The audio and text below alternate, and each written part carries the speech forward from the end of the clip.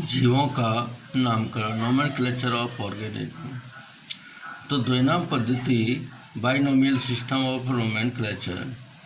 तो जीवों का नामकरण द्विनाम पद्धति का आविष्कार जो किया था वो स्वीडन के वैज्ञानिक कैरोलस लिनियस ने किया। ठीक है ना। प्रश्न ये अधिकांश से आता है द्विनाम पद्धति का आविष्कार किसने किया। तो द्विनाम पद्धति का आविष्कार स्वीडन के वैज्ञानिक कैरोलस लिनियस ने किया। ठीक है। और इनकी जो पुस्तक का नाम था सिस्टेमा नेचुरी। इनकी पुस्तक का क्या नाम था? सिस्टेमा नेचुरी। जीवों की वैज्ञानिक तथा आधुनिक वर्गीकरण प्रणाली की व्याख्या की इन्होंने, और इसके साथ ही साथ लिनियस को वर्गीकरण विज्ञान का जनक भी कहा जाता है। लिनियस को वर्गीकरण विज्ञान का जनक भी कहते हैं। इसमें जीवों का नाम दो पदों से मिलकर बना होता है। कोई भी जीव है जो जंतु वैज्ञानिक नाम रखा जाता है वो दो पदों से मिलकर बना होता है। पहला पद जो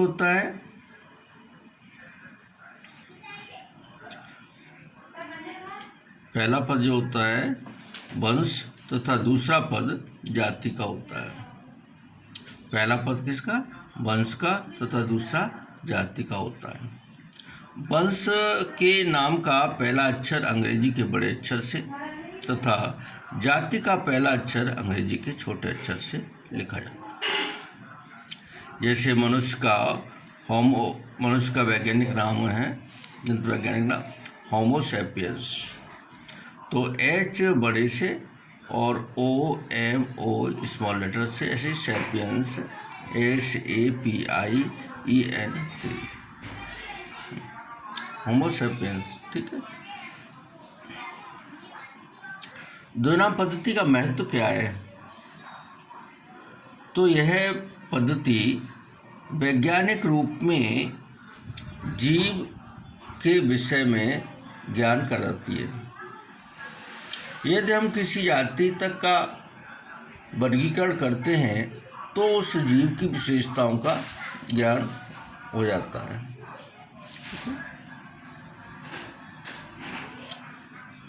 यह पद्धति वैज्ञानिक रूप से जीव के विषय में ज्ञान कराती है। यदि हम किसी जाति तक का वर्गीकरण करते हैं तो उस जीव की विशेषताओं का ज्ञान हो जाता है। यह पद्धति अपनी विशिष्ट विशेषताओं के कारण ही एक अंतर्राष्ट्रीय रूप से विख्यात हो सके।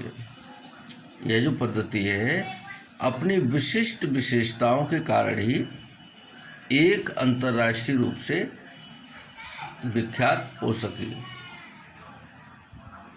ठीक। वर्गीकरण की इकाइयाँ क्या हैं? लिनियस के वर्गीकरण की इकाइयाँ क्या है? तो लिनियस के अनुसार वर्गीकरण की 6 इकाइयाँ होती हैं। तो वर्गीकरण की 6 इकाइयाँ कौन कौन सी? जाति है, वंश है, कुल है, गण है, वर्ग है और संघ है। ठीक है ना। जाति जो है सबसे छोटी इकाई होती है और सबसे बड़ी इकाई संघ होती है। ठीक।